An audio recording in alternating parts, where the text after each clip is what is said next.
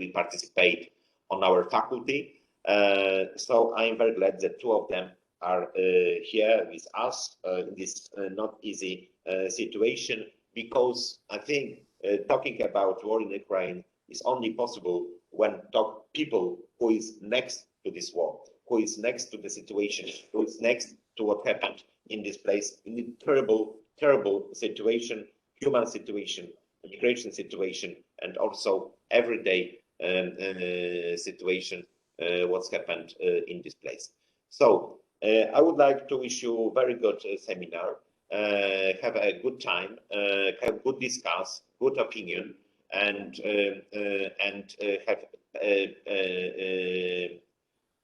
have good time, good discuss, and of course, good remark for the next step to discuss about Ukraine. Because as I said in the beginning, only not talking, but also help the both situation for sciences is important, because all of us are human.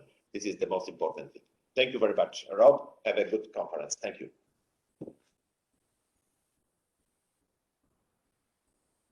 Thank you very much, Daniel, for those powerful and important remarks. Can I now turn to the other side of the world and ask Professor Hung Da-soo, who is the Dean of Social Sciences at National Taiwan University and the Jean Monnet Chair at National Taiwan University and Director General of the European Union Centre in Taiwan. Can I ask Professor Hung Da-soo to now make his opening remarks?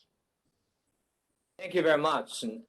And it's a privilege and a great pleasure for National Taiwan University Social Sciences College, jointly with the Youth Center in Taiwan, the Association of Youth Studies in Taiwan, to co-organize such a meaningful and important forum in cooperation with our colleagues from Warsaw and Lviv to talk about what is happening now and what is going to happen in the future after this disastrous war and injustice war, because it's really a turning point for the post-Cold War, because on the one hand, it's an obvious violation of the border status quo, which was established after post-Cold War. On the other hand, what is very meaningful for today's international relations, and particularly for the Asia-Pacific or Indo-Pacific region, is clearly a war or attack launched by a nuclear power against a non-nuclear state. And that was something really serious, and from a relatively non-democratic regime against, well, not perfect, but a democratic country. And that is very meaningful for a very complicated situation in the Indo-Pacific.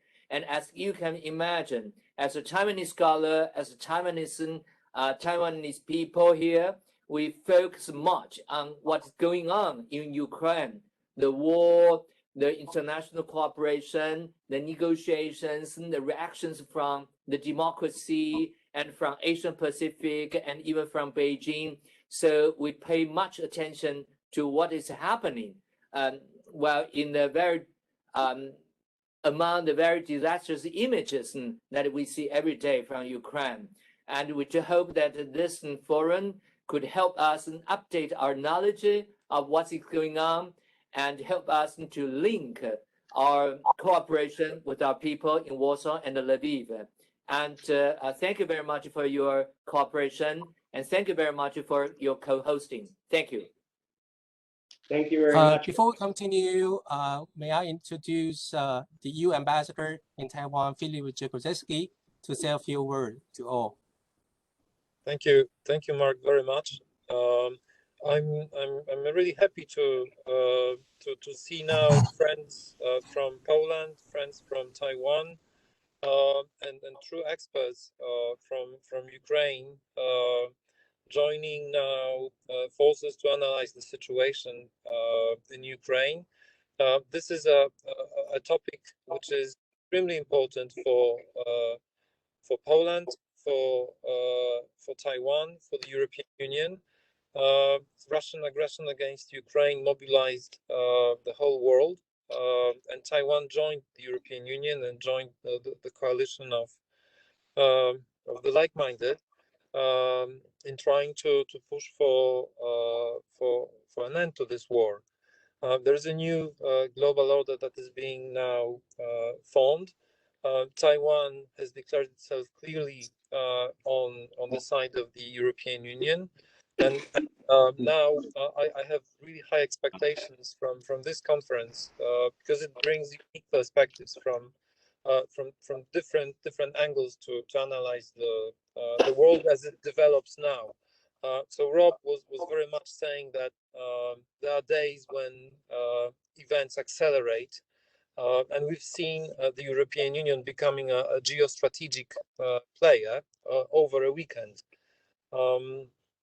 I hope that we'll manage to keep this energy, this driving force of us working together, and that we will be able to actually make a change on the ground. Well, for me, I'm looking at it from a diplomatic point of view, but I know that those who speak from Ukraine not only talk from a scientific or academic perspective, but they have a very emotional take on what's happening there. I share it as well because, well, I follow everything also as a Pole, and I hear from my friends, from my family members, incredible stories of refugees from Ukraine who are now in Poland. And it's good to share these stories now with Taiwan, with participants of today's conference in Taiwan, because, well, that's the history in the making. So I don't want to take too much time to manage to pull it off so quickly. And congratulations to first of all Jakub and to Suhungda for making it happen. Thank you. Dziękuję, Philip. It's great to hear those opening remarks from Taiwan, both from Professor Su and from the EU representative in Taiwan, both of whom reminded us of how closely people in Taiwan are following what happens in this part of the world, because it does also have, of course, global implications, which will be discussed during the course of the webinar. I'm just going to check now if one of the representatives of Ukraine, Professor Valentina Yakubev, is with us or not. Yes, good morning, I was you. Great. Could I just say that, thank you very much, Valentina. Can I just say that Professor Yakubev is the Vice Rector at Vasyl Stefanyk Precarpathian National University. And I'll hand over to you now, Valentina. We just couldn't see you on the screen. We can now. Thank you very much. Dear colleagues, I sincerely congratulate the organizers and all participants of our online seminar, War in Ukraine and its impact upon global order. I want to thank our partners who joined these seminars from University of Warsaw, from National Taiwan University, from Ivan Franko National University of Lviv, and other participants and partners. The seminar War in Ukraine and its impact upon global order is extremely important and relevant for all of us.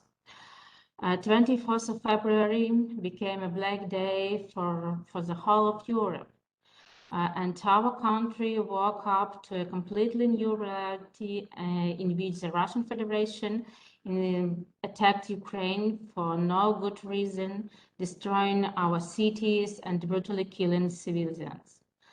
More than 1 million Ukrainian women and children were forced to flee their homes to escape the shelling and bombing. The war waged by the Russian Federation against a peaceful country in the heart of Europe has forever changed the decades-old world order.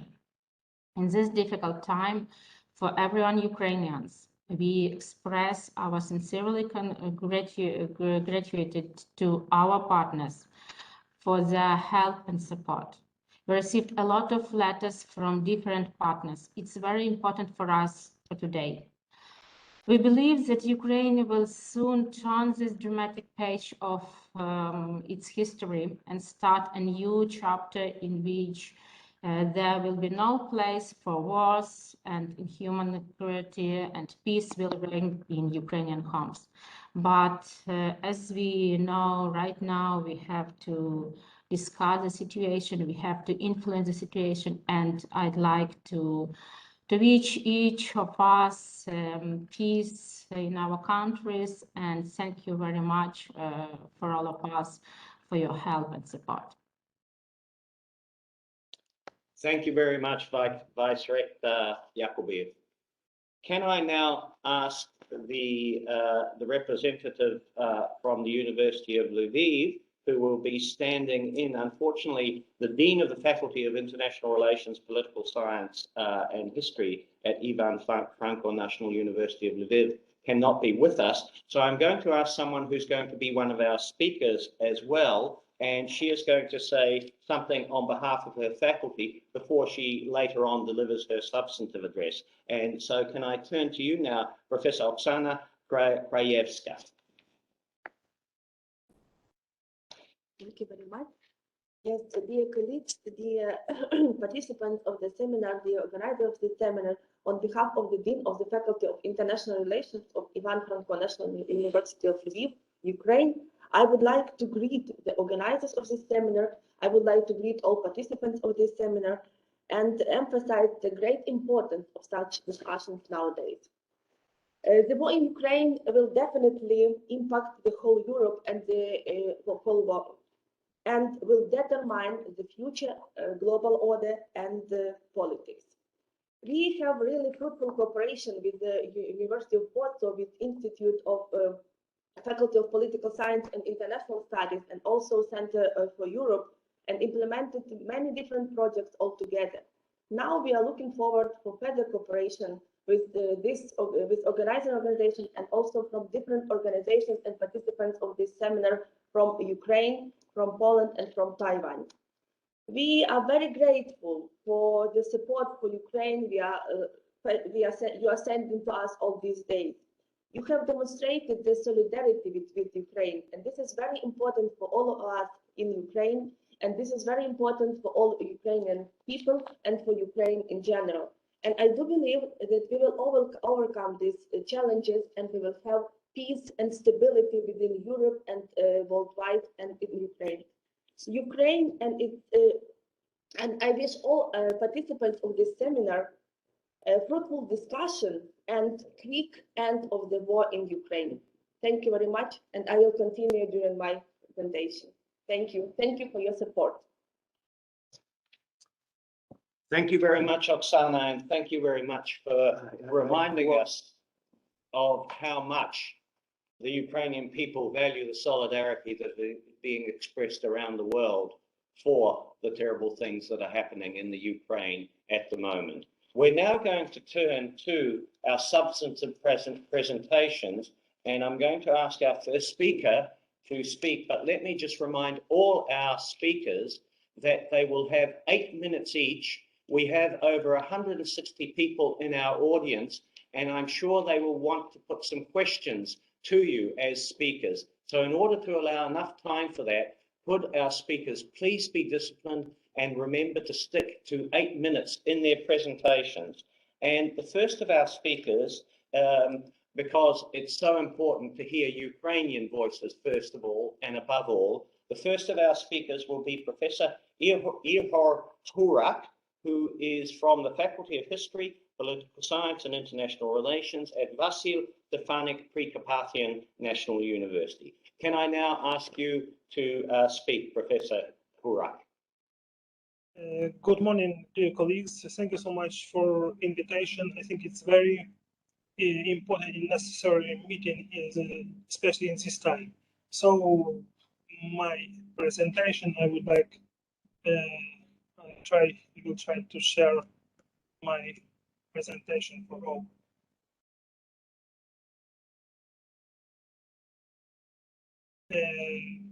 Can you see my presentation?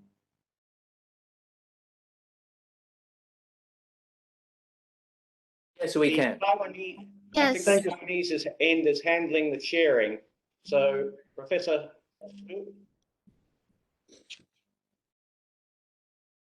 we can, at our end, we can see it next to you, but you're not, it's not occupying the full screen. I don't know what it is for others.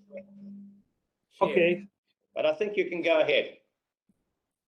So, dear colleagues, I would like to begin by clarifying the circumstances that contributed to the fact that in the 21st century, Europe's largest state, Ukraine, has been target of aggression. In addition, I would like to share my views on how the various action of the world's leading actors in relation to Ukraine and Russia can affect the world order. Speaking about the causes of today's conflict, I would like to emphasize that Vladimir Putin, from the first years of his rule, abandoned the limited model of democracy that was being built in Russia during Boris Yeltsin's presidency and began to move towards authoritarianism. During the first two presidential terms, Putin's authoritarianism was characterized by fierce struggle against political pluralism, growing control over the media, the nationalization of key Russian enterprises, and the takeover of key sectors of Russian economy. Very often, the relevant steps were taken not only contrary to international law, but also to Russian law. Ultimately, the tough method used by the Russian leadership against opposition figures, the civil society, the favorable situation in the energy market, and all encompassing propaganda have given Putin's team unlimited power in the country. Processing which took place in Russia during Putin's first presidential terms led Zbigniew Brzezinski to call him in 2004 Moscow Mussolini. However, the West did not pay due attention to Brzezinski's words. I would like to begin next part of the presentation with the words of Winston Churchill,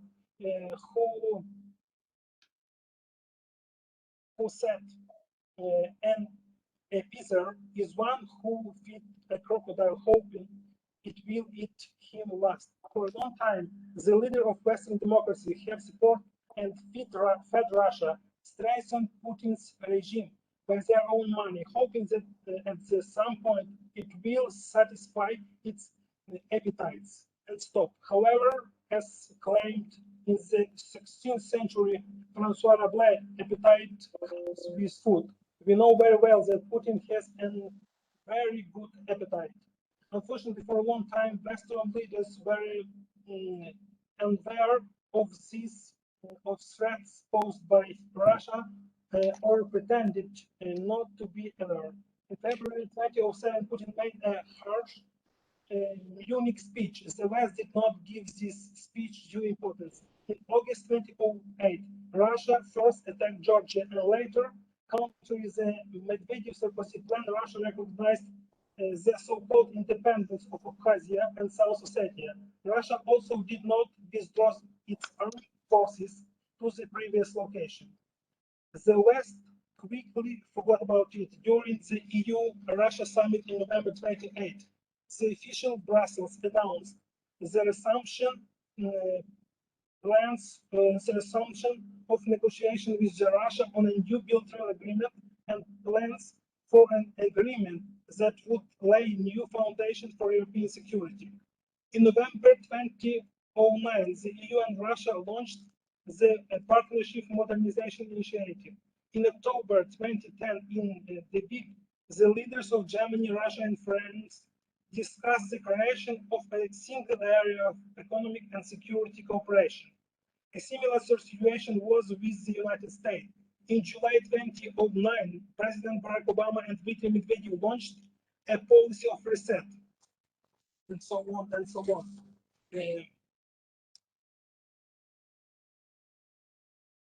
I am convinced that such steps have given Putin confidence that he can act boldly against his neighbors and that this will not have significant negative consequences for Russia.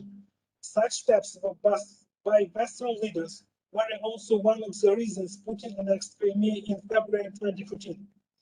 After the annexation of Crimea, Western countries continued to demonstrate the Munich syndrome in the Russian direction for several months. Approaches to the Russia changed only after the tragedy with the Malaysia Airlines plane on July 17, 2014. In the following years, the leading Western capitals systematically continued the previously approved anti-Russia sanctions. In this way, key international actors put pressure on the Kremlin. However, a detailed analysis of sanctions raised many questions. The best example here is the situation with Gazprom.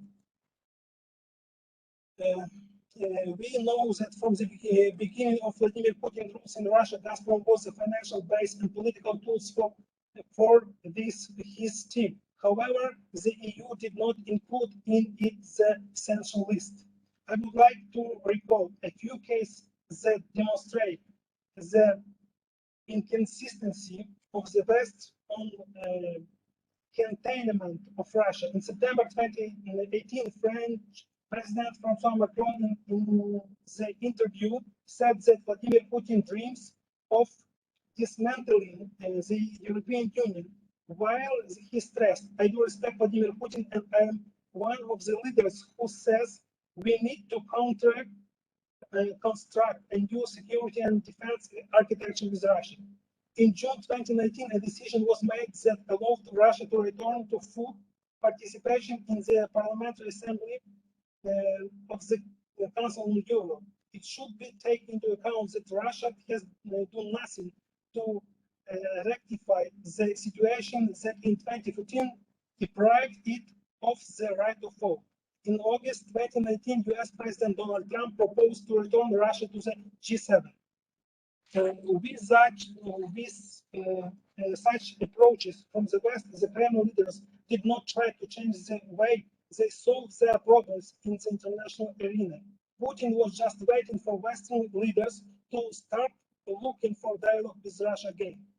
I am convinced that the leaders of the leading Western countries have taken a number of steps. They have convinced Putin that he can behave at least in the post-Soviet space as a master. Finally, on February 24, he ordered a large-scale invasion of Ukraine. The Russian Federation is currently evolving from authoritarianism to totalitarianism. It is turning into a giant North Korean that will not limit itself to aggression against Ukraine. Reflecting on the impact of the war in Ukraine on the world order, I would like to emphasize that everything will depend on the three fundamental factors. First one, the Ukrainian factors, everything is clear. With Ukrainian factors, everything is clear.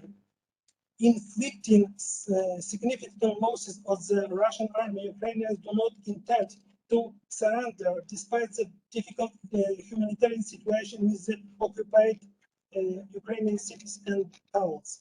A similar situation with the Russian factor. For Putin, a retreat or defeat is a political and possibly physical death or a trial in the Hague. Of course, we can hope that the situation in Russia will change due to unprecedented sanctions which affect both oligarchs and ordinary Russian citizens. However, demonstration on Sunday, on last Sunday, shows that Kremlin is now easily coping with the broadest potential of the Russia. In my opinion, the most unpredictable situation is with the Western factor. On the one hand, we see the introduction of very significant sanctions against Russia and strong support for Ukraine. However, it should be understood that the core of its restriction of Russia are quantitative but not qualitative indicators. I think the future world order, the foundation of which are being formed around the war in Ukraine, will largely depend on whether the United States and the EU will be able to cross the Rubicon. Sanctions against Russia can be lifted for some time. The question is whether the West is able to take steps after which there will be no going back. For me, granting Ukraine the status of a candidate of EU membership can be a marker. The provision of the NATO members' action plan to Ukraine can be a similar marker. As we know, Ukraine has been waiting for such documents since 2008. In the context of Russia's aggression, the question of Russia's place in the UN Security Council could also be raised. I would like to draw the attention of all participants of the seminars. In the current UN Charter, 5 permanent members of UN Security Council indicated the USSR, no Russia.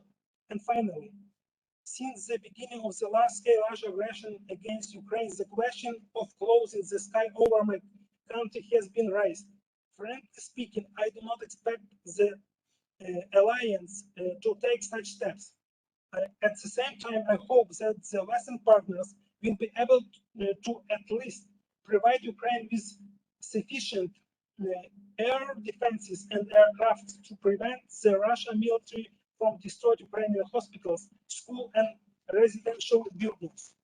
Ukraine are now paying a half price to make the world a better place. At the same time, how predictable and humane it will be in the future also depends on whether the West is ready to leave the comfort zone and take the steps I have just mentioned in order to achieve the desired goals.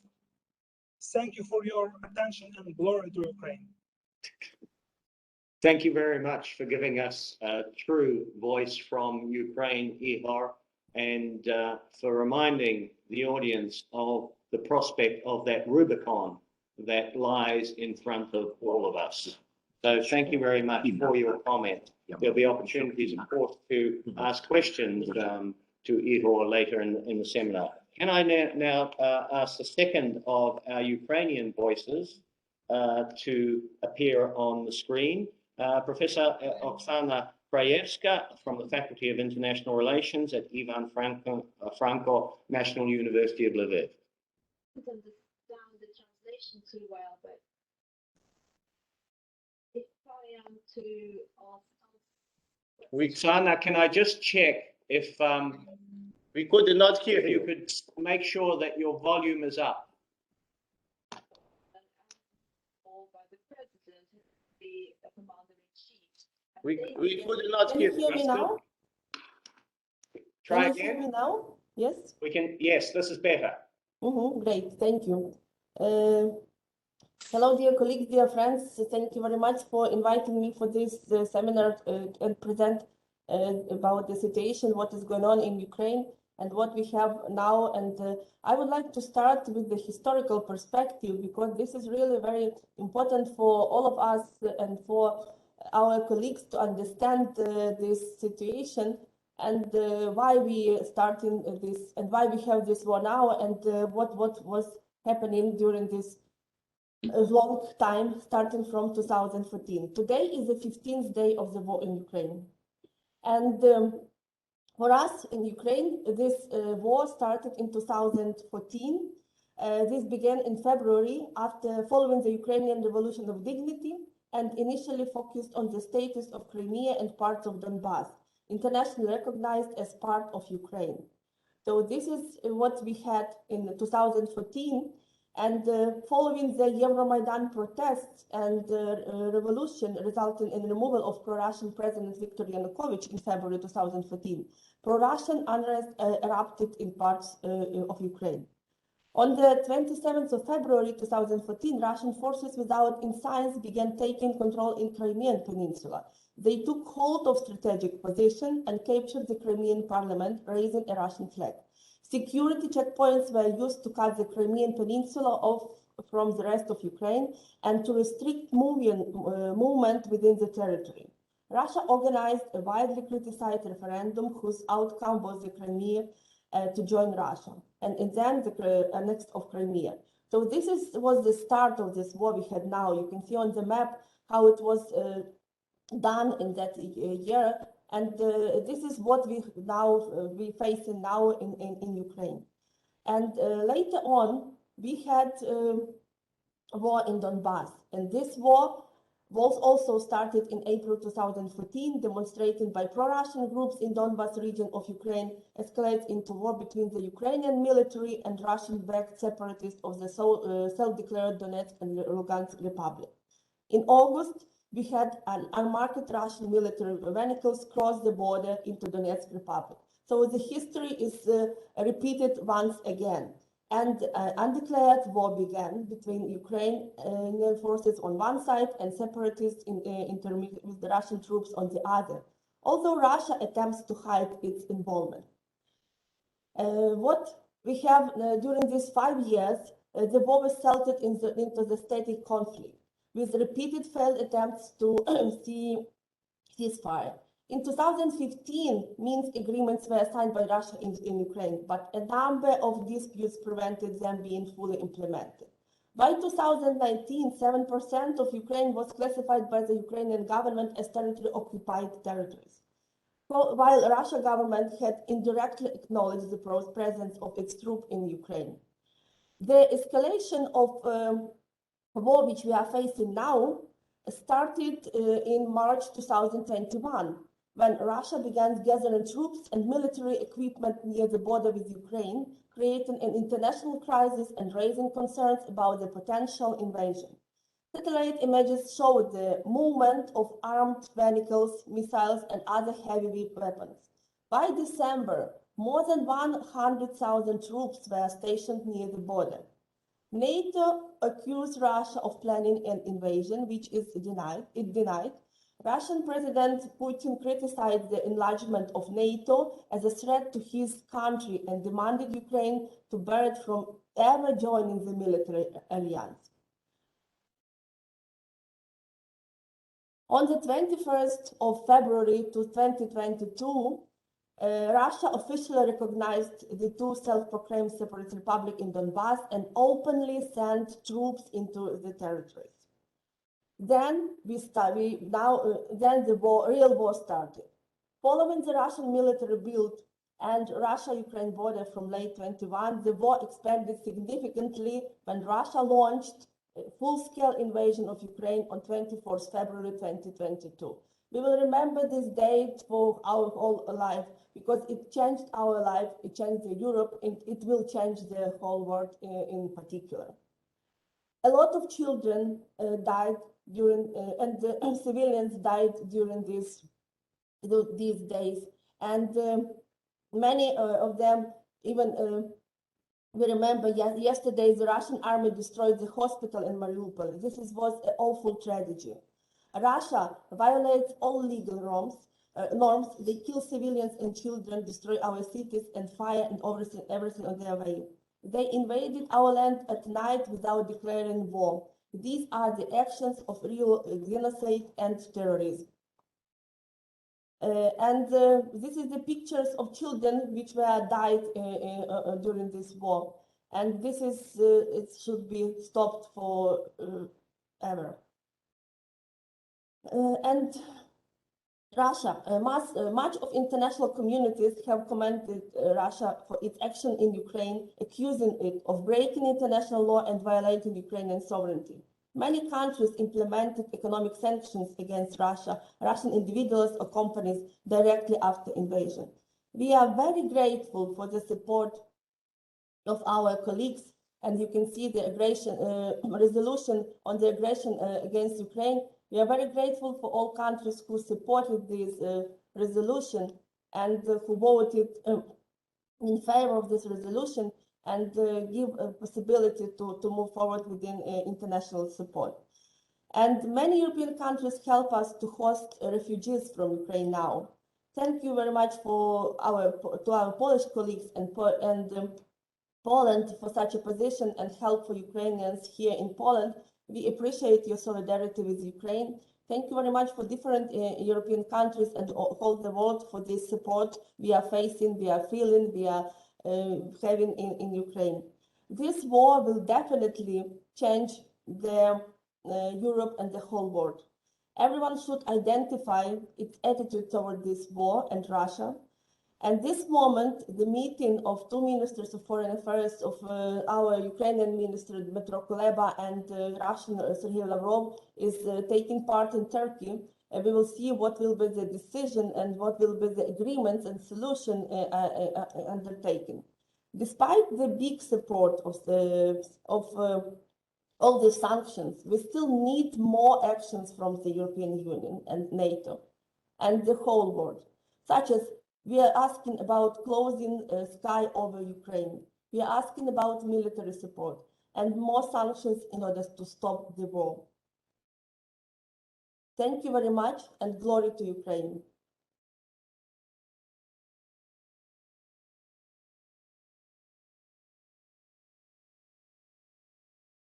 Sorry, I was muted. Thank you very much, Oksana, for that very passionate and powerful presentation, which provided some of the background to the current tragedy and outlined once again how important solidarity with Ukraine is. I'm going to turn now to a Polish voice, and of course, Poland is right next door to Ukraine. More than 1 million Ukrainian displaced families have entered this country. We see some of them here in Warsaw, and of course, Oksana herself, we are very pleased, has joined us in our faculty here at the moment. Can I now ask the first of those Polish voices to, and we'll swap, oh no, we're okay. Yes, I hope you can see our next presenter, Professor Edward Haliszak, who is the president of the Polish Association for International Studies and who has been a distinguished professor in this faculty for many years. He is currently in the Department of Area Global Studies in our Faculty of Political and International Studies here at the University of Warsaw. He is going to, I understand, he is going to speak about some of the broader causes of the Russian war against Ukraine. Over to you, Edward, and please remember, 8 minutes. Okay, thank you very much. My pleasure to for inviting me in such a prestigious seminar with the participants from Europe as well as from Taiwan.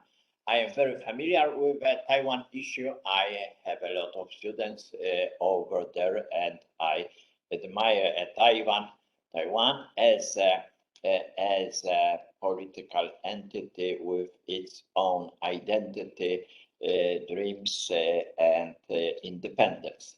As far as the causes of Ukrainian war, first of all, I am arguing that Ukrainian war should be explained in terms of the Russia desire to restore Soviet Empire.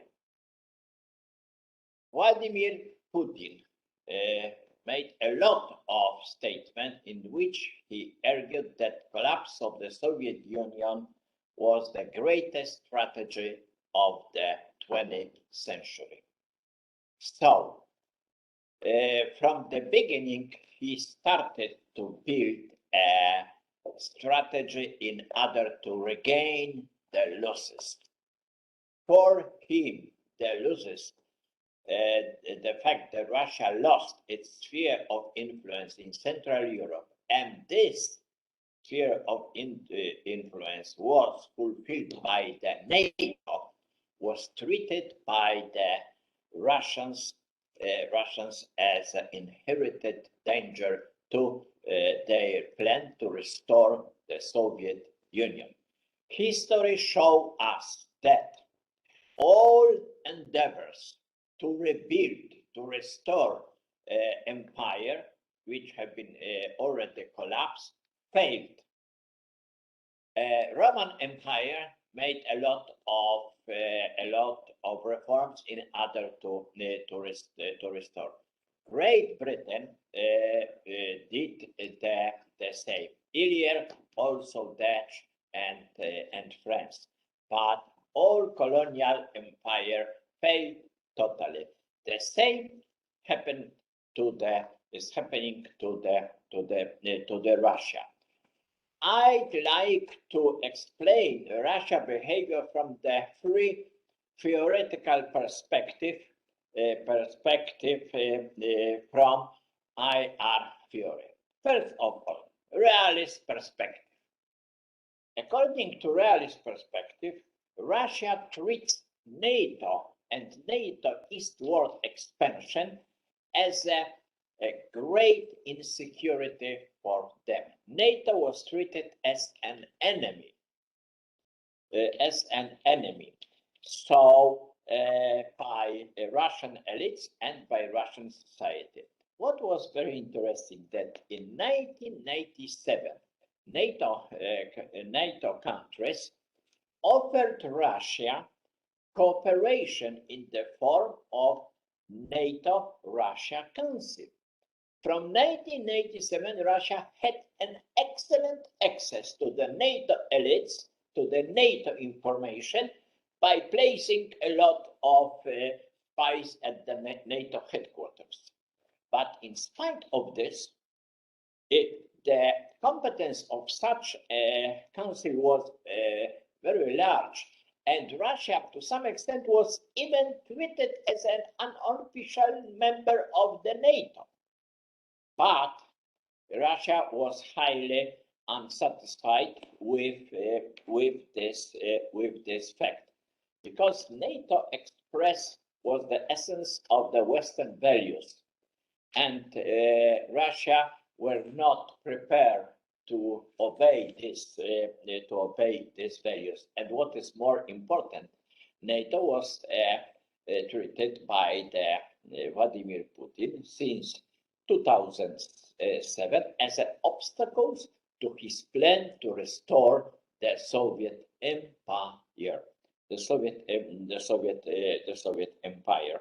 So when Ukrainians declared to join NATO, so Russia became very frightened and reacted in the form of a preemptive strike to cancel any possibility of joining Ukraine to NATO. Let me pass to the second perspective, liberal perspective. That is the sphere of value. After the collapse of the Soviet Union, West, largely defined, offered Russia a lot of assistance and possibilities to reform its institutions according to the democratic standards. 100,000 of young Russians were invited to the Western think tanks and universities in order to learn about the democratic institutions.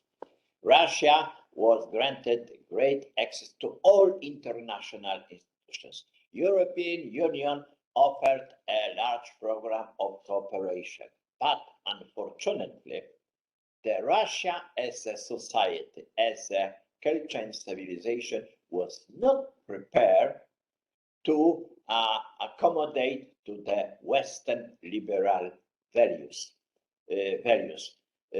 Since Putin took power in 1999, Russia slowly but steadily stand against the liberal values. Why? Because in Russia there is a lack of civil society traditions. The Russians are accustomed to the authoritarian traditions.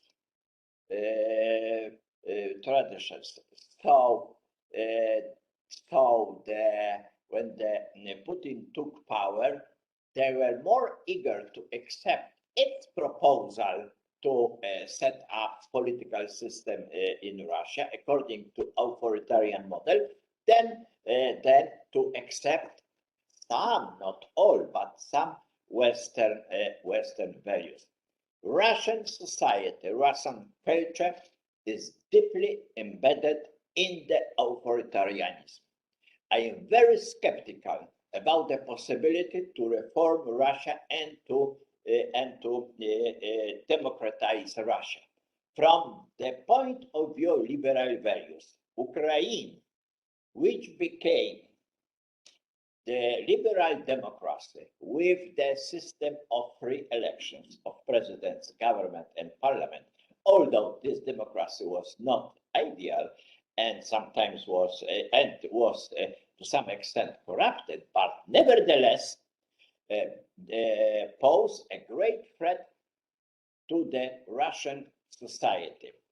Ukrainians, as a liberal democracy, it was not tolerated by the Russians, because in this way Ukraine could and should influence the way of thinking of the Russians. So from this point of view, Ukraine pose a threat to the authoritarian system of Russia's society, as well as rulers. And the third perspective, constructivist, the very important perspectives. A year ago, Putin made a famous statement in which he claimed that Ukrainians are not Ukrainians, they are Russians. So he claimed, he tried to deprive Ukrainians their own identity. This is the exact form of a cultural imperialism. This is some kind of a cultural holocaust to argue that other nations do not have identity. So from this point of view, it was natural to invade Russia and to incorporate it into the Russia territory. Here there are a lot of viewers from the Taiwan, because the students and peoples in Taiwan define themselves as Taiwanese or Chinese Taiwanese. Communist China argue that there are no such thing like Taiwanese. This situation resembles very much it's between the relations between Taiwan and China, and between Russia and the Ukraine. As far as the New World Order, I think that New World Order is emerging from one side, a strong Western bloc led by the United States, with a few Asian democracies, Japan, Republic of Korea, Taiwan, Singapore, Australia, and New Zealand, except India. I am really disappointed with the behavior of India toward the Russian-Ukrainian border. And so on the other hand, there are autocracies. The camp of autocratic states like Russia or China. But we will have to take into account that China is deeply disappointed with the Russia behavior. Deeply. China is very angry because China lost a lot of things. China is disappointed, for instance, because oil prices soared up, and China, as a net importer of oil, will have to pay too much money. There are also other reasons why China is very angry about the Russia behavior. Thank you. Yankee, thank you very much, Edvard. As you will have heard, Professor Halijak has done a very good job of reminding us as international relations scholars of the importance of that relationship between international relations theory and reality, and how that can actually have some significance in the real world and can be used as a tool to both explain and empower in the real world as well. So thank you very much, Edvard. Can I now turn to Dr. Małgorzata Bonikowska, who is the president of the Center for International Relations here in Warsaw. And she's going to talk about the implications for Central Europe of what is happening. I hope, am I heard? Did you hear me? We can hear you, Małgorzata, we can hear you, but can you please speak a little more loudly? And can I ask all our speakers to do that? We seem to be having some issues with volume. Okay, let me. And now, am I? Excellent. Correct? Excellent. Yes? Okay, very good. So thank you first of all for inviting me for this conference. I specialize in the European Union, especially European Union foreign and security policy. That's what I teach at both Warsaw University and one of the private universities in Warsaw. But I used to work also in the Ministry of European Affairs in Poland, and I used to work for the European Commission. So I also have some understanding of the practical nature of international relations. I would like to share with you my thought about where we are, with some implications not only for the region, but also for the global world order. As Professor Halijak rightly said, I think we are at the moment where we entered into a critical, decisive phase of this change, because we felt, it has been a while, we all felt that something will change one day, that something is changing. And we were also sure that sooner or later something will happen. From our perspective in Europe, we believe that it may not happen in Europe anymore. That was the general, conviction that maybe the Indo-Pacific is the place where the major problem will start to be visible. And if any war happens, it will not be in Europe. But we see now that it's not the case. War in Ukraine, we perceive as a major turning point for the West, that's for sure. And for the West is a kind of a shock. Maybe because the West didn't realize that the war can happen in Europe, and the European, in the heart of Europe. The war happen all the time. Of course, you realize that Africa, Asia, Middle East, it's, full of wars. But somehow in the Western mentality, our European mental map, it is not the same. It is not the same when we are hit now in Europe. I would argue that for us, it's a sort of like September 11 moment, or like for the USA in the Second World War was Pearl Harbor. So we just felt and we feel still attacked, even if Ukraine is not in the European Union, but Ukraine is a European state. And Ukraine has very close relations with the European Union, also through the association agreement, the talks, and no one denies that Ukraine, as my predecessors speakers already said, is a European country, is a country who believes in democracy. It's a country like the West, as far as the aspirations, the trends, the evolution of the political system, economic system, and all that. And suddenly this country is directly hit with a conventional attack without even, trying to cover it like this was the case in Crimea, that this was a hybrid war. Here we have an invasion. So my first point is that this shock will change the West, for sure. And we see already this change in reactions of both the European Union countries as a whole, European Union, and individual European countries, as Germany, for example, which is under a major U-turn of their economic policies, energy policies, foreign policies, etc. Then we also have the factor, that's my second point, a very important factor in democracies, which is not so important in authoritarian regimes, which is a public opinion and people's mindset and people's pressure they use on the decision makers. And the decision makers in our countries cannot just neglect it.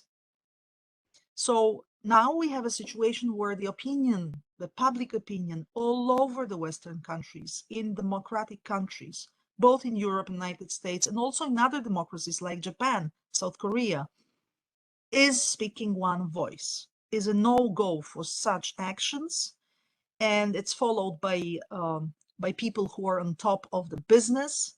They decide to withdraw, the consumers stop buying Russian products and all that. So it's like a domino effect, and it is important because public opinion matters for our countries. In authoritarian regimes like Russia or like China, we have a propaganda, and of course I wouldn't hope so much, and that's my third point. We shouldn't calculate the way like we can calculate in the West. That, for example, very quickly Putin can be replaced, or that there will be a massive protest in Russia and rebellion or things like that. I wouldn't exclude it completely, but I just argue it is very, very difficult to make. And still we face that many Russian people, because of the limits of the information, don't even realize what is exactly happening. And I just remind you that Putin still has a very high, relatively high support, over 60% of Russians. And some Russians are absolutely convinced that that's not a war, that's an operation to denazify and, you know, protect Russians. And even in the narrow circles of Putin, I would argue that the culture, there is a culture of threat. We could see it easily how Narishkin were treated by Putin just recently, the chief of the intelligence. It is just unimaginable in the West, such a treatment of such an important person. So I would say that to have it one day, we have to push very, very strongly the oligarchs and the elite of Russia to really feel the sanctions. And that's my point number 4. I think we are now in a turning point, and putting all these elements together, the West should now show the determination and consequence in entering deeply into a war, because it's not about Ukraine now. Now it's about the war against our world. It's not only our, you know, institutions, but it's also about our values and about our mindset. So it's like the West and the East clash, and it's also a war about how the new world order will look like. So the Ukraine could be maybe a first step in a much longer battle, much longer war we are facing, which will last, we don't know how long, maybe years. And it will be composed of different levels: information war, cyber attacks, conventional actions like this one in Ukraine, which is a classical proxy war between actually West and Russia. But Russia is not alone in this war. And that's my 5th point. We have to take into consideration looking ahead and being consequent in taking this challenge given us from Russia, that we are facing not only Russia here, we are facing the global dynamics of interests of some other powers. Of course, we have around 200 countries on the planet. Not all of them are key important, but if we take G20, and if we take the voting in the UN Assembly, we can easily see 35 countries abstained and 5 were against the resolution anti-Russia. So we see that there is a lot of elements to maneuver before we win this war, because that's what we want to have. At the end of this process, which will take us somewhere, which will take many years maybe to come, to win it, we cannot just only play with the Western countries. We have to also talk to countries like China, to countries like the Gulf countries, Saudi Arabia, Emirates. They already announced they will not support United States in intervening on the energy market. So we have to be aware that that's a puzzle we are facing, and that is the game to play, especially for the diplomats and foreign ministers and leaders of our countries. And my last point is, of course, in a very short run, we focus on Ukraine because everybody wants to finish with this, to stop the invasion, to stop killing, etc. That's a short-term, immediate target. But in a longer run, we have to also realize that our interest from Central Eastern European countries, interest of countries like Poland, is to avoid escalation of this conflict elsewhere. And moreover, to avoid at all any further actions in a conventional way on the European territory. So I think we could expect that despite we mentally and physically and in a diplomatic way, we will be continuing and our engagement in this war, we may expect other proxy wars, conventional way. The point is, the question mark is where these next clashes will happen. For us, Central European countries, we should do everything possible to avoid the continuation of conventional threats at the European soil, and especially in our region, which became just suddenly the front line at the eastern flank of NATO. Imagine if Russia and NATO start to fight. I hope they won't, but if they start to fight, it will all happen in Poland, in the Baltic states, on our territories. For us, that's the most important challenge we are facing, not to let this happen. And if anything like that happens, try to avoid happening it here. And of course, we expect that many more things will happen yet in the future. And still, the key enemy of the West will be China. Russia is just a junior in this alliance. And if so, much bigger conflict, much bigger proxy war can happen in Indo-Pacific. And that's a long-term challenge, how to handle this situation, to take lessons from what Russia is doing now to us and avoid this much larger clash. Thank you. Thank you very much, Małgorzata, for that very sobering assessment of the inflection point which we face in world affairs and outlining some of the parameters of what is effectively a new Cold War, which of course has the implications that you just mentioned in your final comments for this part of the world, but that extend globally and into the Indo-Pacific, of course, as well. Can I now turn to our final University of Warsaw speaker? We still have 2 speakers to go, so please do bear the time in mind. And our next speaker is Professor Kamil Zajączkowski, who is the director of the Center for Europe here at the University of Warsaw. Kamil, the screen is yours.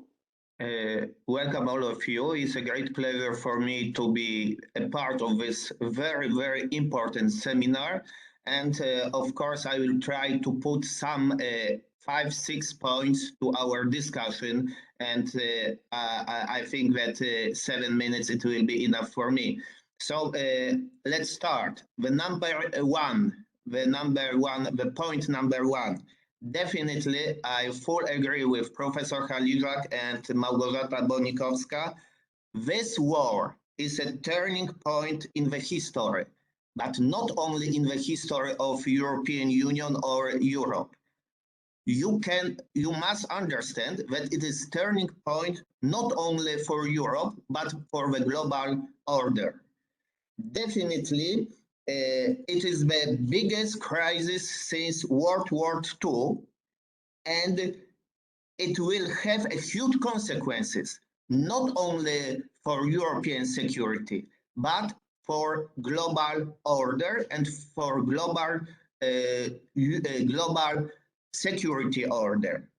And like Małgorzata Bonikowska said, for us, for people who live in the European Union, it was something amazing. We could imagine that something could happen like this. Okay, we discuss about war, but we discuss about conflict, but it was something, always something in Africa and sub-Saharan Africa. We cannot imagine that something like this could happen in Europe. So the point number one, this war, it is not only war about Ukraine, and I think that all of us, we must understand. It is the war about which undermine the entire geopolitical order. Number two, the point number two, unfortunately, we cannot predict who will the winner. Because of course, Putin, Russia invasion of Ukraine, it's not going to plan, but it's still a war that Putin could win. So we don't yet know. We don't know yet who is winner, who is loser. Point number three, this war and what's happened in Ukraine have negative consequences for the European Union, definitely. Because, and I put some points about the EU structure, because the EU is a child of neoliberalism and child of multilateralism. It is not time for multilateralism. It is time of power politics. The EU is a soft power. The EU is civilian and normative power. And of course, the EU will never be very good at geopolitics. So two years ago, Mrs. von der Leyen said, would be created geopolitical European Commission. To be honest, I don't understand what doesn't mean geopolitical European Commission.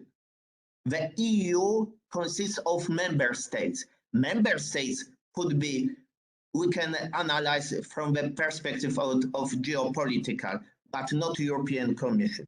So, to sum up, point number three, it is a huge task for the European Union, because the European Union was set up exactly in 1992. It was a great time for neoliberalism. So now we must fit to the time. Unity. I think that Małgorzata mentioned about unity. Of course, the unity of European Union, the unity of NATO is a crucial point, and it's very important for everybody. And for the European and for all of us. Of course, Putin managed to unite NATO and European Union member states. But now we must be stronger and stronger. And now, for example, the huge test for the European Union and for the NATO, it could be how we can behave. For example, sanctions. We must impose stronger and stronger sanctions. Number five, to be honest, and Professor Haliczak mentioned about this, to be honest, unfortunately, the European Union was naive towards Russia, towards Putin.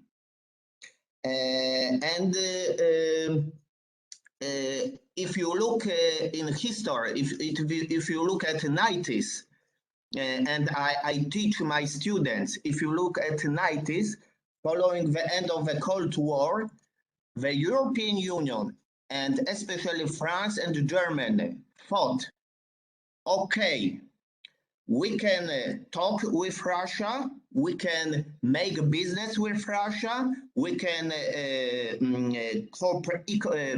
we can do it business, and Russia step by step, would transform in democracy. It was a huge mistake of the European Union, because we believe, especially in the Western elites, we believe that the Russia elite care about things like reputation,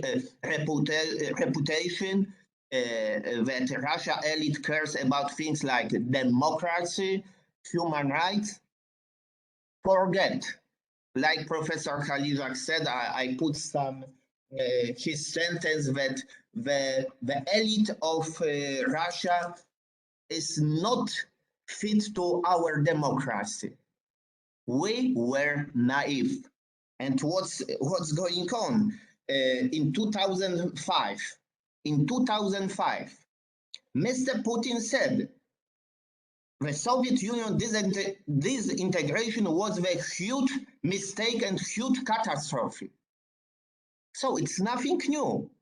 Mr. Putin in 2005 and before 2005 said, I want to rebuild, not Soviet maybe, because Professor Khalizak said about Soviet, I would say Russia empire. Mr. Putin said and underlined, I want to rebuild Russia empire. But nobody believes him. And number 6, what the consequences for the European Union in the long term?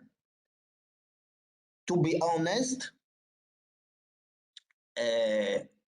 we must build one huge coalition of the West with United States on the top.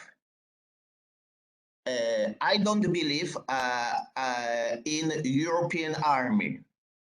I am interested, and my research field is European army and European foreign policy. Okay, since 2003, the European Union sent military and civilian operation and mission, but it's very, very small. It is a peaceful operation, and it consists of 500 soldiers or 200 soldiers. If we talk about security in the European Union, we must think about the transatlantic security. The transatlantic security, it means the West European security. Okay, we can think like Mr. Macron said about European army, but European army, it will be never the same like NATO. And the last point, we must be much more assertive towards Russia and towards China. Like Professor Khalizak said, it is a lesson for us. It is a lesson for European Union, and it is a lesson for United States. If we want to cope with China and Russia, we must be united. But don't be naive.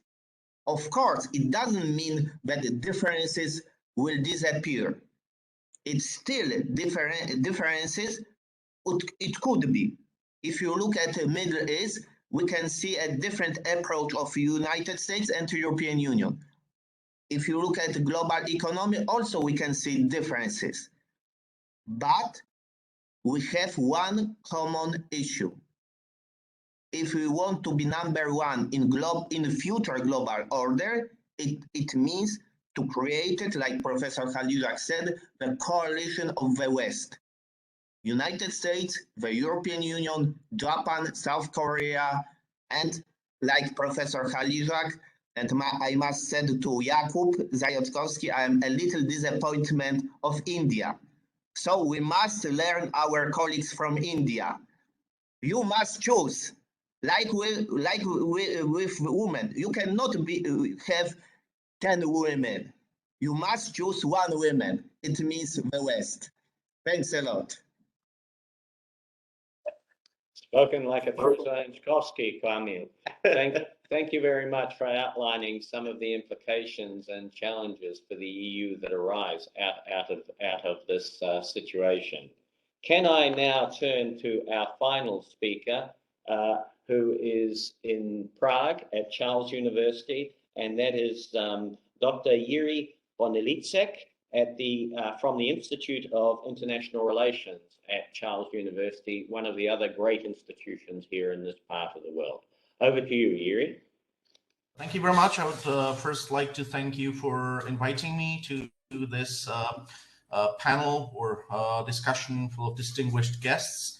A lot of the points have already been made, so I would just like to add something that I believe has been missing or missed in the presentations so far. Let me just make one thing clear right away. The main Russian claim that this is about security is nonsense, right? Think about the beginning of the Cold War in, I think, June or July 1946. A CBS correspondent had a discussion with Maxim Litvinov, former foreign minister of the USSR, in Moscow. And Litvinov told him that there would be a clash between, the West, the US, and the USSR, that the cooperation was not possible for one simple reason, that the USSR had chosen an outmoded perspective on its own security. The perspective being, the more territory you get, the safer you become, right? It was outmoded in 1946, and it is outmoded even more today, right? Russia cannot be threatened by the West because of its possession of nuclear weapons. It is just inconceivable that they even claim that they can be threatened, right? This simply can never happen. So this is not about Russian security. It's about something completely different, and that is values. Russian state right now under Putin is a revisionist power. What has been mentioned here, that how he views the USSR is, it's historical Russia. That's what he said. That's what he said in his horrible speech, where he completely denied any kind of agency, nationhood, and statehood to the Ukrainians. He said the USSR, which basically equals to historical Russia. Russians follow, under Mr. Putin, they follow narrative that they didn't actually lose the Cold War, that it was somehow a negotiated settlement, right? They withdrew, they got security assurances from the West that NATO would not expand, which is not true. But this is the narrative that they go with, right? They have not been defeated. It is eerily, and I would say in a very scary way, similar to the famous stab in the back legend of the German army after the First World War, right? We have not been defeated, and we have been betrayed in the peace because, our security is being infringed upon by those powers that, assured us that they would never do it. And as I said, this is not true. What in reality is at stake for, and I would say this is the same for China, for Beijing, and for Moscow, what is at stake is the values and the narrative and justification for their own regimes. Because their justification for not being liberal, for not adopting democracy is, it simply can't be done. It's culturally impossible, right? Russian culture, Chinese culture is somehow, right, incompatible with democracy, right? And if you have on your borders a country where there are people with very similar culture to yours, who actually not only adapted democracy, but are thriving under democracy, that seriously challenges and imperils this narrative that you sell at home and abroad, and that justifies your rule. This is why it's impossible for China, or it was impossible for China, to respect the one country, two systems agreement that they made about Hong Kong. This is why they pressure Taiwan so much, because Taiwanese democracy is something that threatens them on a fundamental value level, right? And it's not about physical security. Obviously, Taiwan can never threaten China in the same way as Ukraine can never threaten Russia, and NATO can never threaten Russia. And it's the same for Mr. Putin. This is a clash of cultures, and it's a clash with revisionist power. And the sooner I think the West understands that and is able to form a coalition that is formed around those values that are threatened and that are so detested and feared by both Moscow and Beijing, the better. I'll try to reserve the rest for the questions if there are any, because I believe that we've already overrun too much anyway. Thank you. Thank you much. Thank you very much, Yuri, and especially your very telling point about the way in which these regimes justify themselves, and that contrast about incompatibility with democracy, and how, as a result, states that are thriving democracies on their boundaries present such a perceived threat to those regimes. Not necessarily to the peoples who live under those regimes, one might add. Now, thank you to all our speakers. We have the opportunity now for both comments and questions over the next half hour. And can you please enter in your questions on chat, or if that is problematical for you, could you use the raise your hand function, and we will see how many questions we can get to. And I've just got the assistance of Professor Jankowski here, who is pulling up some of the first questions on chat.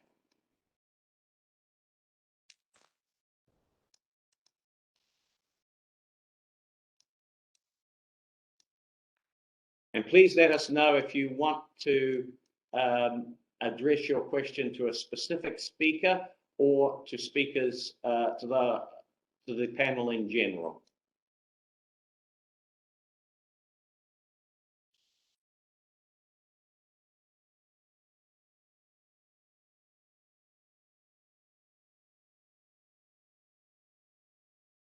Anyone would like to raise their hands, that would be fine. While we're waiting, I might ask if any of our speakers want yes, wait a minute. Question to Dr. Bonikowska. This is a question, if I don't know how many of you can see it, but it is a question to Dr. Bonikowska about the view that a palace coup in the Kremlin is unlikely, and whether that that is the perspective that she has. Dr. Bonikowska. So, well, we can't exclude anything, but we have to always remember Russia, similarly to Belarus, is an authoritarian regime and a police state. Very tough apparatus of suppression. And the same way, like we hoped that Lukashenko is finished, he didn't. He was not finished. He stayed in power because of the support got from the military and the administration forces and his narrow circle of people. The same way Putin, of course, Putin is not the only one at the top. It's not only him who decides everything, but it seems that in this case it's even worse. His predominant position at the top of the Russian elite, the apparatus of both the state and the party, is evident. So my point is, it may happen, but it will not happen soon.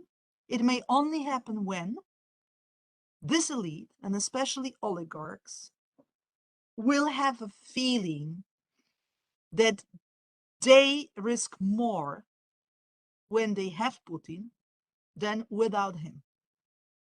Otherwise, that's what is happening right now. It's support for the policy of invasion, given not only for majority of Russians, we like it or not.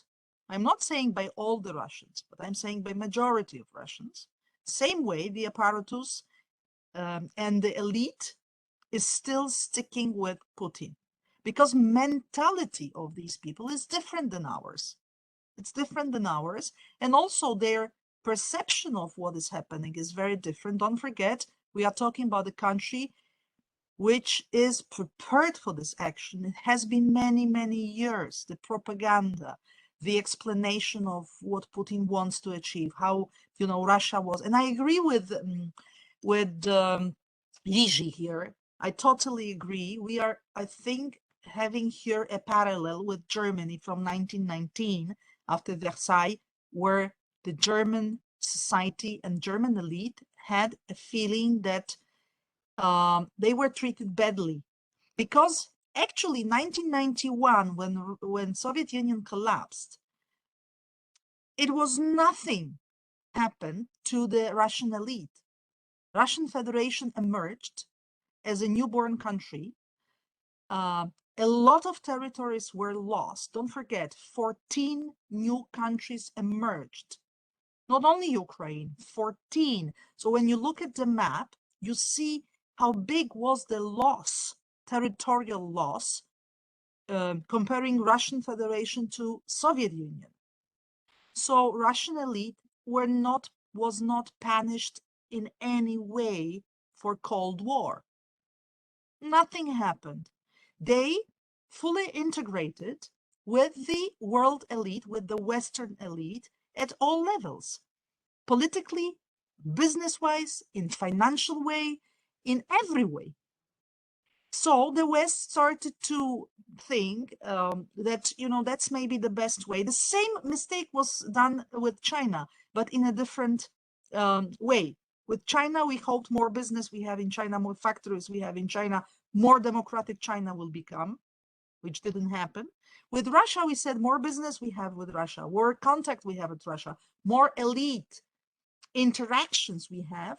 Russian elite will change. They will become like us. But it didn't happen. So they took all the profits out of the situation, money, access, good schools for children, everything else you can imagine, but they remained an elite of an authoritarian country. So my point is, they can replace Putin one day, maybe, but only when they would be beaten into the last, like Berlin in 45. Otherwise, nothing like this will happen. Thank you for that response, Małgorzata. Before we have a question that perhaps some of our Central European speakers may want to address about how countries in this region perceive the role of the US, but I just wanted to follow up on your response, Małgorzata, and turn to Yuri, in fact, who was commendably concise in his comments, which means perhaps I'll give him another moment. Yuri, what would you say in reaction to Małgorzata's response, but also in view of the fact that when polls are taken, that young Russians seem to have increasingly different views on the world from older Russians? Is that a source of hope? Well, I'm not an expert on Russia per se, so it's really hard for me to tell what the development might be. And I think that there are still too many unknowns, even for the experts, to try to establish what's going to happen. Certainly, the younger generations seem to be more open, seem to know more about the world, seem to follow different sources of information, different from the older generation. So they're not so much relying on the TV, which in Russia basically is propaganda all the time. Whether that would actually, or whether that actually will translate to a societal change, I'm not really sure. I think that what Putin is trying to do right now is to tighten the screws, to so to speak, to put pressure on people not to protest, not to resist, and obviously this might crush any hope of the younger generation, kind of forcing the regime to be more open and to change. So I don't really think that without a huge shake or collapse, so to speak, there will be any meaningful change in the Russian regime. Thank you very much, Yuri. We might just put the question that we have about the US on hold for a moment, because we have a question from a professor from Odessa, I believe, Olga Bruslovska, and she has asked about whether speakers could give some scenarios for the nearest future of Russia, the EU, and the whole system of IR.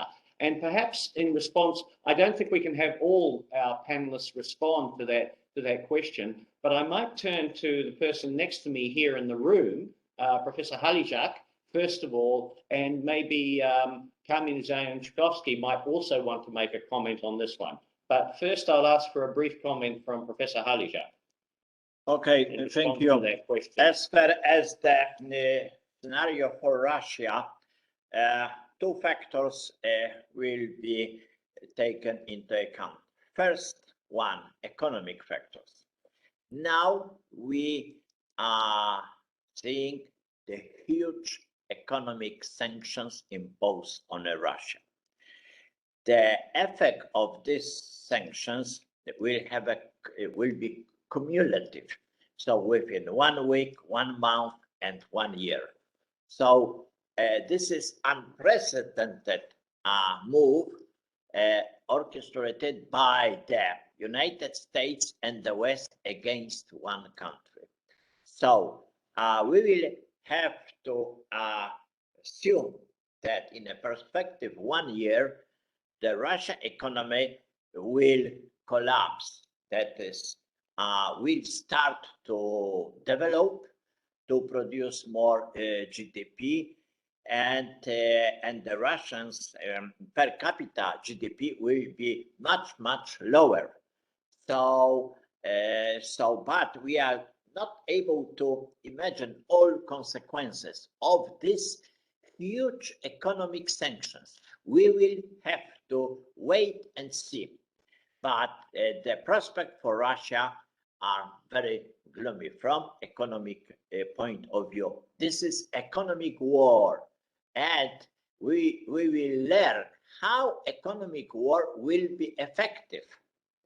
This factor is especially watched by China, because China is afraid very much that such economic war would be imposed on her by the West.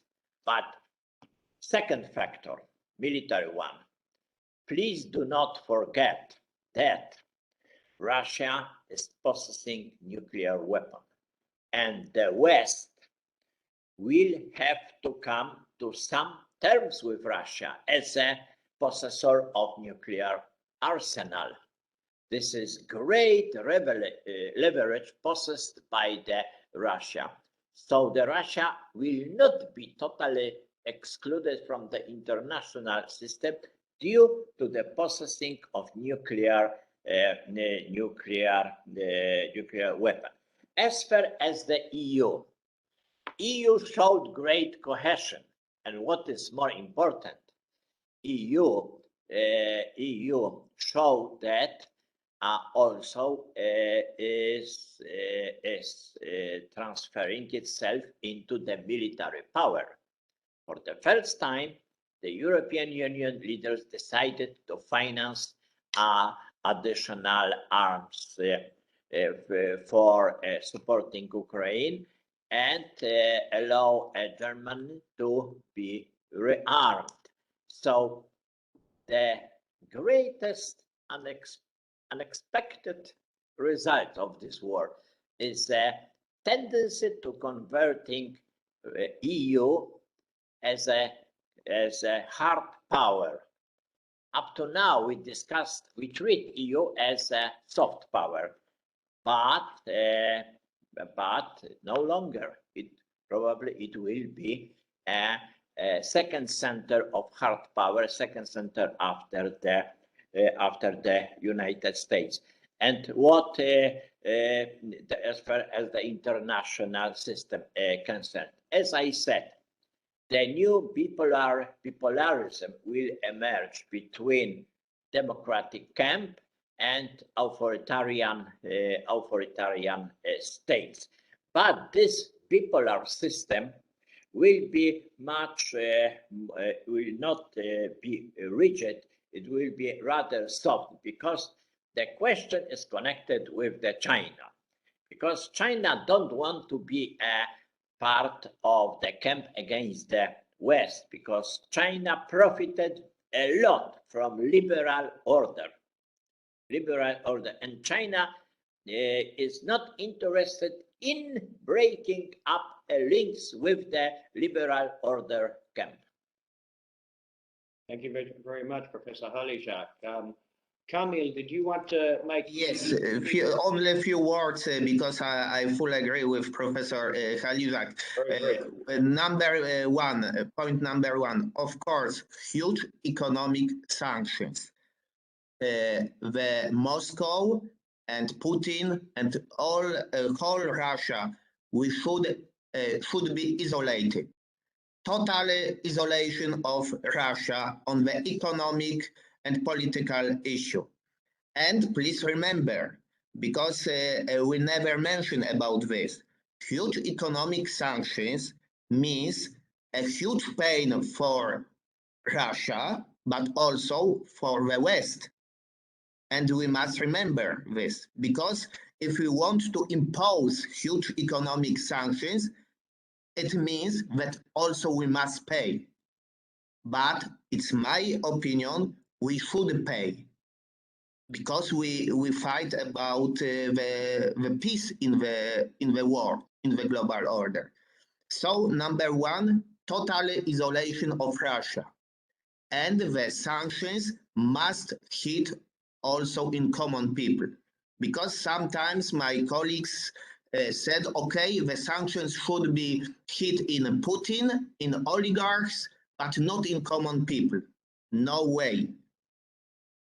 Like Professor Halijak said, and my colleagues before, it is a war about the global order. So common people in Russia, unfortunately, must feel these economic sanctions.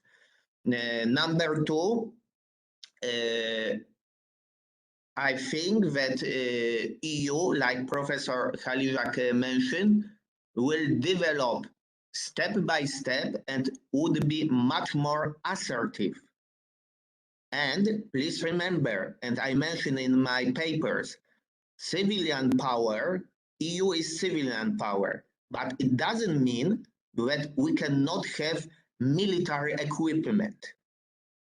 And I agree with scholars who underlines civilian power. It doesn't mean that we don't have any military equipment. What does it mean? We should have more military power.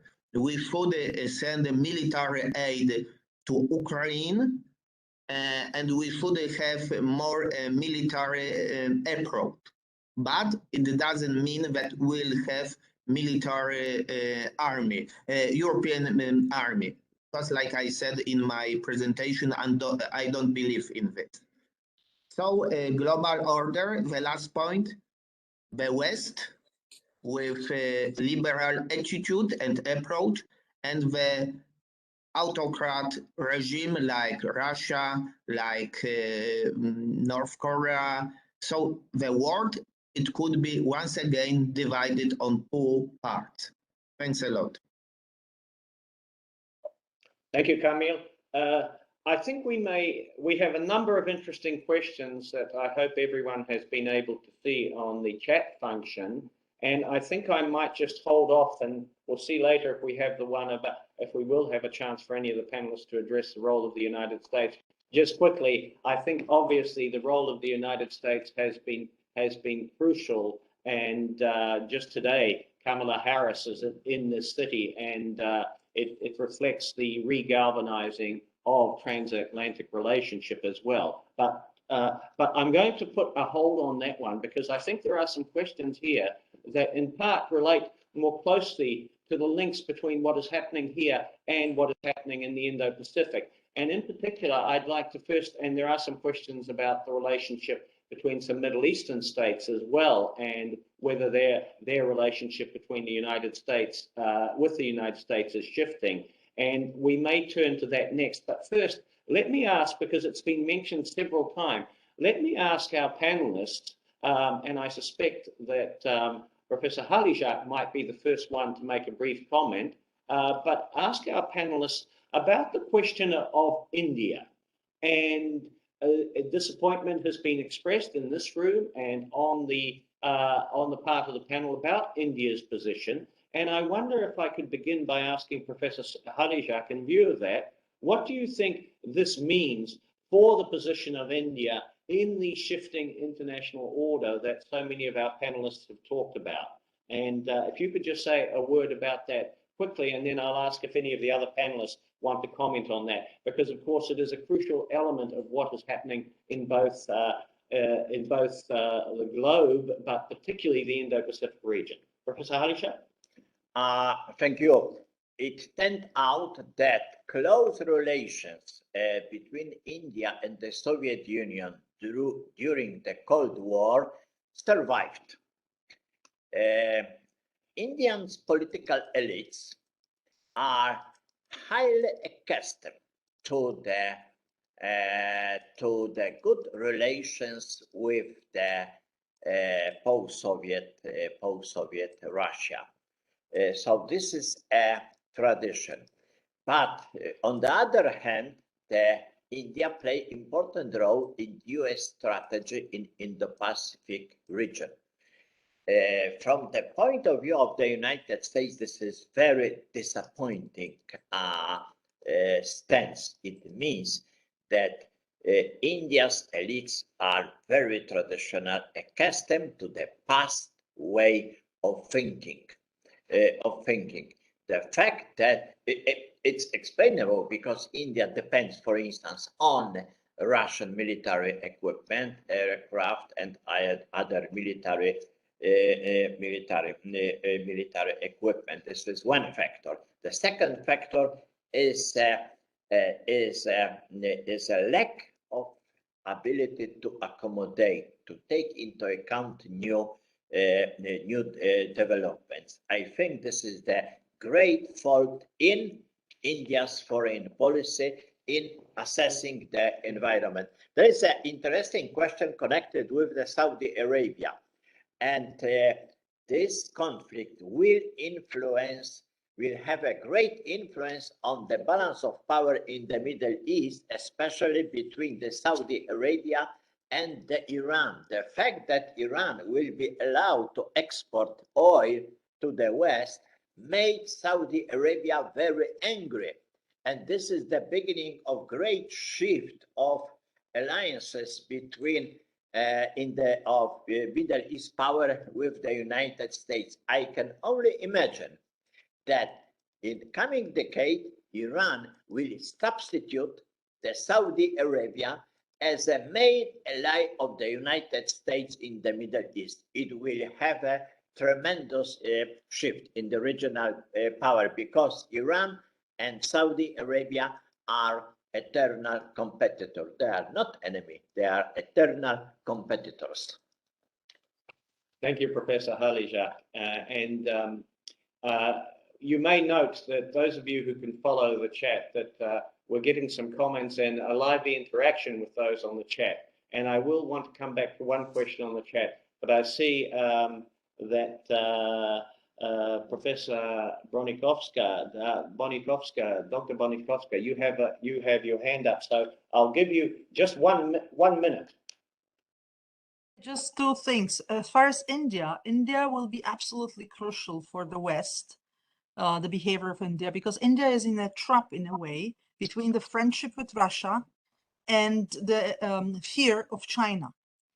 And of course, Professor Halijak is right. India is like Germany, dependent on Russia as of now. 65% of weapons in India are bought from Russia. Now they are having an open contract. They already paid, and it was not yet delivered, the next, purchase of weapons. So Indian army will not risk any move against Russia because it's vital for Indian army to have these weapons because of the threats they are facing directly at home. But on the other side, India doesn't want China to build itself even better, even bigger, because of Russia's weakness. More Russia will be hit by sanctions, more West will withdraw from Russia, more China will be interested in entering, like they've done in Myanmar, like they've done in Iran. So we have to realize the consequences. As for India is a no-go, because that's why India doesn't want Russia to be so weak in a longer run. So it's kind of a very tricky situation, while in generally speaking, India is now closer to the West because of China again. We expect the major battle, the major conflict is ahead of us, will happen in the future. We don't know when, but it will happen between China and the United States still. So for India is really a big question mark where to go. It's the same like with Germany. If they want to be closer to the West, they will have to decide how to replace supply from Russia in strategic sectors. Weapon is one, but it's energy, it's transportation, and many others. That's one thing. Second comment on Iran, it's a very interesting thing, but I doubt it. In a sense that this, I think it's a much more, banal game. Saudi Arabia now is led by MBS Prince, who is directly accused by United States and the West for killing the journalist, as you know. And there was no contact, zero contact from Biden with the Saudi Arabia. So they are just now having a schadenfreude that the US has to contact Saudi Arabia and ask for help. While with Iran is a long process, is a much larger problem, which not only US faces, which Israel is facing first of all. And don't forget about Abraham Accords just signed last year. It was between Israel, Saudi Arabia, unofficially, and officially Emirates. Now Emirates, both Emirates and Saudi Arabia are hesitating to help US in the confrontation with Russia. Also because many businesses and many oligarchs have flats and businesses in the Gulf. So both, by the way, these countries abstained in the UN voting. So it's not that easy to replace Saudi Arabia with Iran. I would much rather say that, well, temporary it could be because Iranians won the deal. But in the long run, the dynamics in the region is definitely that Iran is a major threat for the region, and Israel is a major opponent. So I would presume it will stay this way. Thank you. Thank you, Margojata. We're running out of time. We have 5 minutes, and I think it's important. 10 minutes? Yeah. Professor Jankowski tells me we have 10 minutes. I think it's important to hear voices from Ukraine again. And I wonder, Ihor, if you could comment, I don't know whether you saw the question on chat, wondering about why the processes of democratization have operated in opposite ways in Ukraine and Russia. And I wonder if you might like to comment on that and or any other aspect that you wanted to touch on. Just in 2 minutes, because I also want to leave 2 minutes for Oksana to comment as well. So could you please do that in 2 minutes, and can you speak as loudly as possible? Thank you. Thank you for your question. I think everything began at the early of 21st century in Russia. Putin's regime, his first steps was strictly towards against the political pluralism and society and civil society, and unfortunately in Russia wasn't enough strong opposition political elite to destroy this pressure from the Putin and his equipe. So for a short time, thanks to a very positive dynamic in the energy market in the world, and support after that Putin regime from the society side, was very good opportunity for strengthen Putin regime. And after that, after the first presidential terms, I think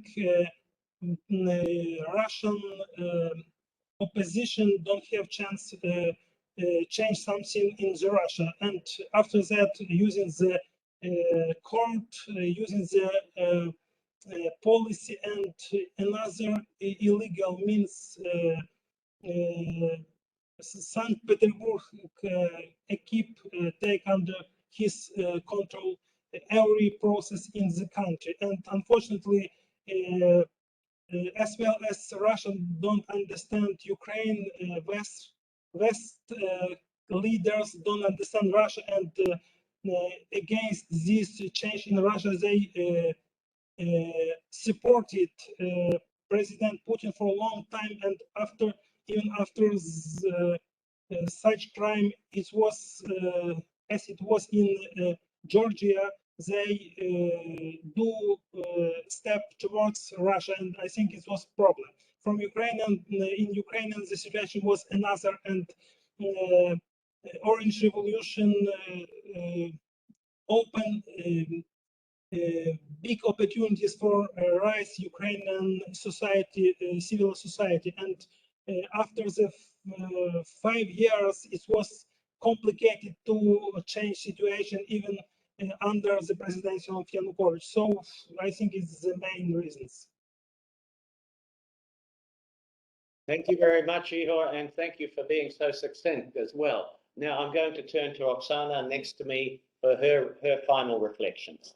Thank you very much, and I would like to agree with my colleague Ihor, and would like to add that after proclaiming independence of Ukraine in 1991, we started to think about our European integration, and in our order of new direction of foreign policy of Ukraine, it was proclaimed the European integration is the main direction of our foreign policy. So starting from 90s, we are trying to become a democratic state. We are trying to implement all these reforms. We are trying to implement a democratic way of development. And now we know for sure that a majority of Ukrainians support European integration and the Euro-Atlantic integration.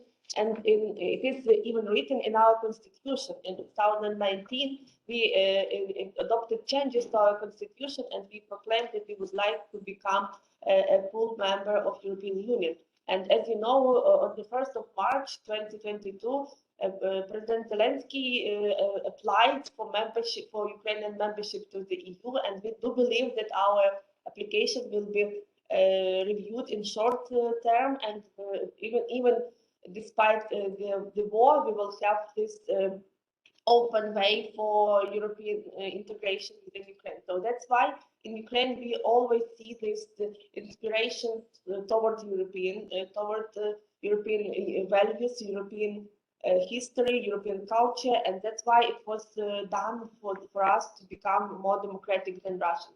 In Russian people, it's Russia. It's more propaganda. It's more difficult to see and to know the real state of art. And now we know that the majority of internet connection, Twitter, Facebook was also cut in Russia. So that's why they don't have access to news and what is going on in Ukraine and worldwide, and what are the attitude of our colleagues and partners toward this war in Ukraine.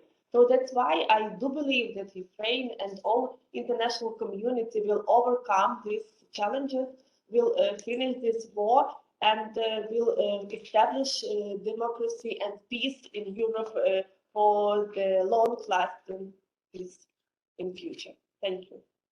Thank you very much, Oksana. Now I'm going to give another Professor Jankowski a chance to make a final concluding comment. Okay, thank you very much, Robert. My name is Jakub Zajączkowski. I'm head of the Department of Area and Global Studies at the Faculty of Political Science and International Studies, University of Warsaw. And I would like to thank all panelists and for presenting very fruitful presentation, comments. And I would like, on behalf of the Dean of the Faculty, Professor Daniel Trastek, to thank very much all our partners from Ukraine, Vasyl, Stefanyk, Precarpathian National University, from Faculty of History, Political Science and International Relations, of course, from Faculty of International Relations, Ivan Franko National University of Lviv, our partner here in Warsaw, Center for Europe, from University of Warsaw, and Center for International Relations, the think tank headed by Dr. Bonikowska, and of course, great thanks to our partner from Taiwan, especially great thanks to Professor Hung-Dak Su, the Dean of Social Sciences at the National Taiwan University. Great thanks for your engagement, because I think that today's seminar is the best proof that academic discourse, exchange, it is very important, because as we heard today, war in Ukraine is not only will not have only implications for Ukraine or Central Europe, will have a big impact on international order. So it is not a war in Ukraine, it is only event which has a tremendous impact in Central Europe, but has already a huge impact on international relations. And my colleagues told about implications for European Union, for transatlantic relations, but also some of my colleagues told about implications for Indo-Pacific. And I hope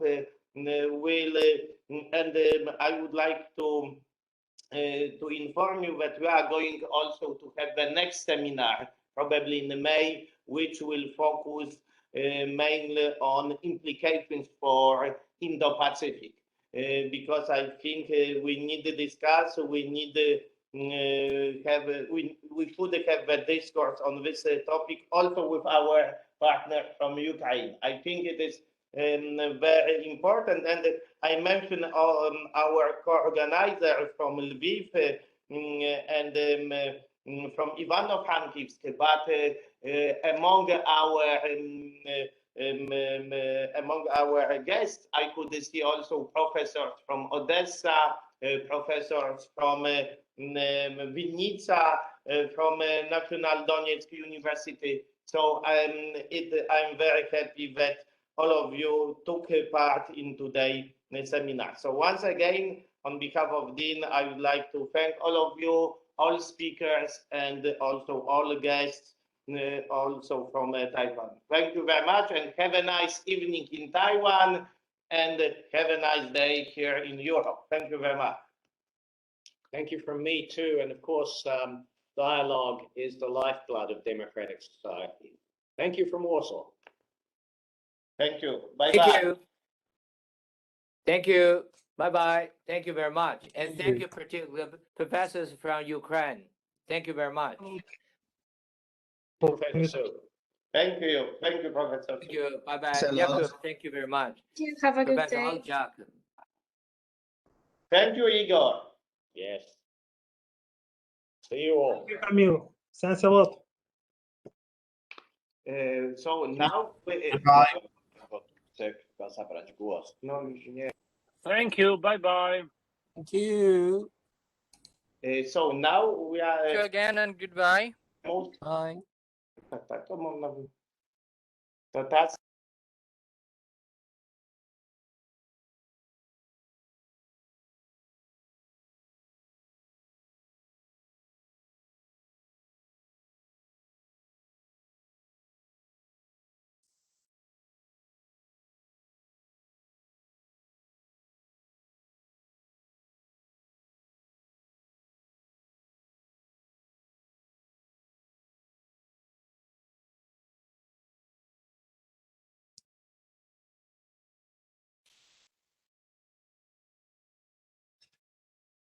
谢谢。哎，对，不过他们还是没讲，其实